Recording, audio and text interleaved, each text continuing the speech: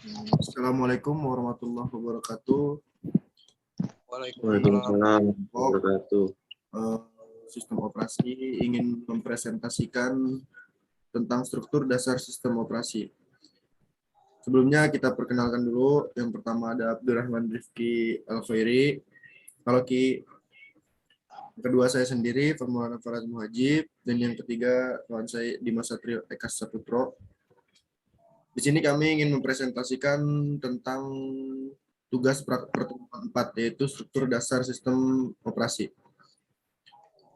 Yang pertama saya sendiri yang akan menjelaskan.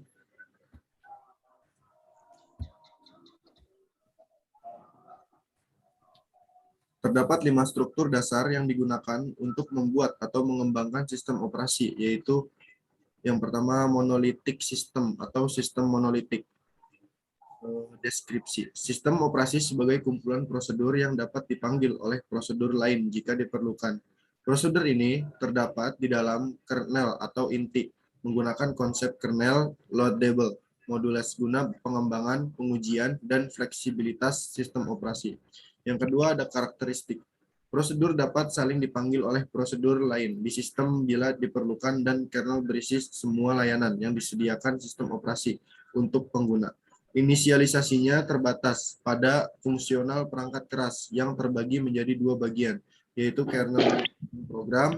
Kernel terbagi menjadi serangkaian interface dan device driver dan menyediakan sistem file. Penjadwalan CPU, manajemen memori, dan fungsi-fungsi sistem operasi lainnya melalui sistem call. Di sini ada contoh sistem operasi. MS-DOS merupakan sistem operasi yang menyediakan fungsional dalam ruang yang sedikit, sehingga tidak dibagi menjadi beberapa modul. Yang kedua ada Unix, menggunakan struktur monolitik monolitik di mana prosedur dapat saling dipanggil oleh prosedur lain di sistem bila diperlukan dan kernel berisi semua layanan yang disediakan operasi untuk terdapat keuntungannya, yaitu layanan dapat dilakukan sangat cepat karena terdapat di satu ruangan alamat. Yang kedua ada kerugiannya juga, pengujian dan penghilangan kesalahan sulit karena tidak dapat dipisahkan dan dilokalisasi. Yang kedua ada sulit dalam menyediakan fasilitas pengamanan.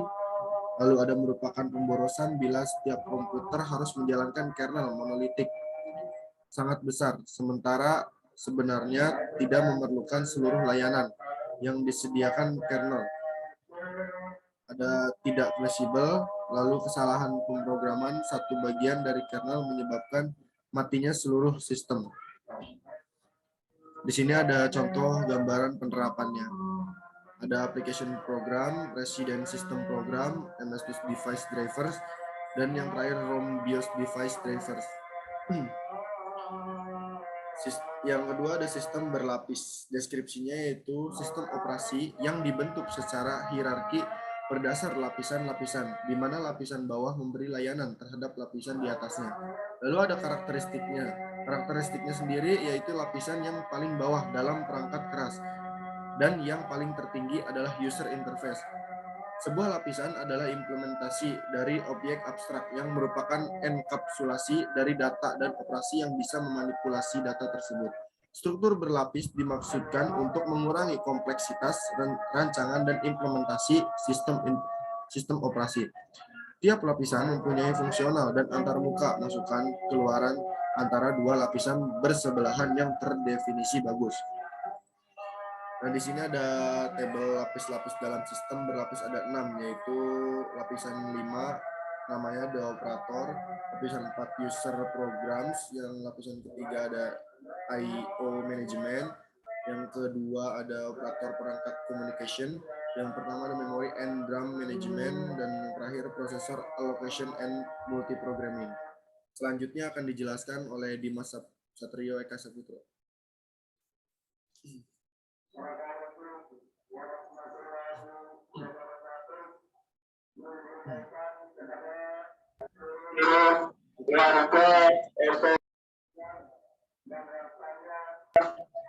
Yang kedua, fungsi lapis 5 sebagai pemakai operator Lapis 4, aplikasi program pemakai. Lapis 3, menyederhanakan akses I/O pada level atas. Lapis 2, mengatur komunikasi antar proses. Lapis 1, mengatur alokasi ruang memori dan atau drum magnetik. Lapis 0, mengatur alokasi pemroses dan switching, multiprogram, dan pengaturan prosesor. Contoh sistem operasi yang dibuat oleh Dijkstra dan mahasiswa-mahasiswanya serta sistem operasi Multics. Keuntungannya yaitu memiliki semua keunggulan rencana modular, yaitu sistem dibagi menjadi beberapa modul dan tiap modul dirancang secara independen. Tiap lapisan dapat dirancang, dikode, dan diuji secara independen. Pendekatan berlapis menyederhanakan rancangan, spesifikasi, dan implementasi sistem operasi. Kerugiannya, fungsi-fungsi sistem operasi harus diberikan ke tiap lapisan secara hati-hati. Contoh gambaran penerapannya sebagai berikut. Jadi ada layar N, user interface, layar 1, layar 0, dan hardware.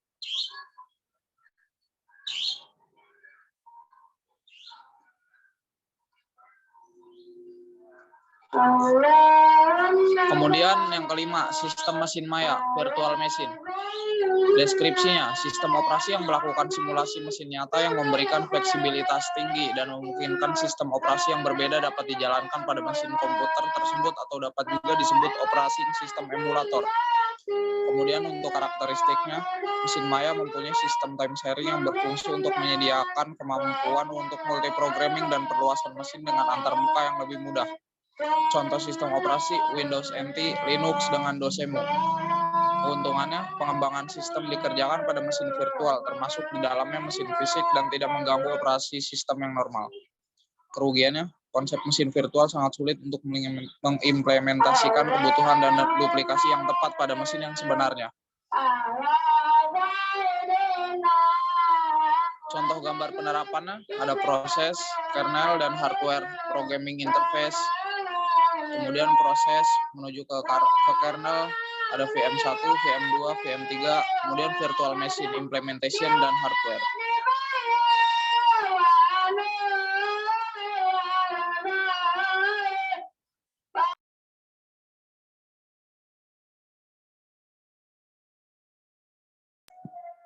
Enam, sistem silent server model. Deskripsi, sistem operasi yang dibagi fungsinya menjadi proses yang menyediakan layanan server dan proses yang memerlukan atau meminta layanan silent dalam memproses data. Karakteristik, proses klien yang memerlukan layanan mengirim pesan ke server dan menanti pesan jawaban. Proses server setelah melakukan tugas yang diminta, mengirim hasil dalam bentuk pesan jawaban ke proses klien. Server hanya menanggapi permintaan klien dan tidak memulai dengan percakapan klien. Kode dapat diangkat ke level tinggi sehingga kernel dibuat sekecil mungkin dan semua tugas diangkat ke bagian proses pemakai, sehingga kernel mengatur komunikasi antara klien dan server. Kernel yang ini populer dengan sebutan mikrokernel, contoh sistem operasi Windows 2000 Server Linux. Keuntungan, kemampuan diatasi untuk digunakan dalam distributed system. Kerugiannya, layanan dilakukan dengan lambat karena harus melalui pertukaran pesan. Pertukaran pesan dapat menjadi bottleneck. Tidak semua tugas dapat dijalankan di tingkat pemakai sebagai proses pemakai. Contoh gambaran penerapannya. Yang pertama ada server, klien. 7. Sistem berorientasi objek. Deskripsi. Sistem operasi ini merealisasikan layanan sebagai kumpulan proses dan terstruktur serta memisahkan layanan yang disediakan dan implementasinya. Karakteristiknya, pada sistem yang berorientasi objek, layanan diimplementasikan sebagai kumpulan objek. Objek mengkapsulkan struktur data dan sekumpulan operasi pada struktur data itu. Tiap objek diberi tipe yang menandai properti objek seperti proses, direktori, berkas, dan sebagainya. Dengan memanggil operasi yang didefinisikan di objek, data yang dikapsulkan dapat diakses dan dimodifikasi. Model ini sungguh terstruktur dan memisah antara layanan yang disediakan dan implementasinya.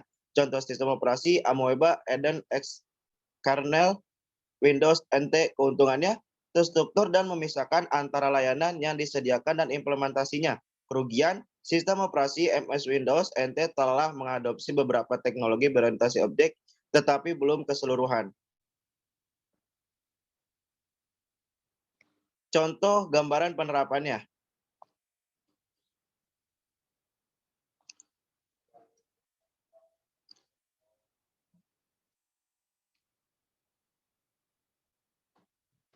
Cukup sekian dari kelompok kami. Kurang lebihnya mohon maaf. Billahi taufiq walhidayah. Assalamualaikum warahmatullahi wabarakatuh. Wabarakatuh.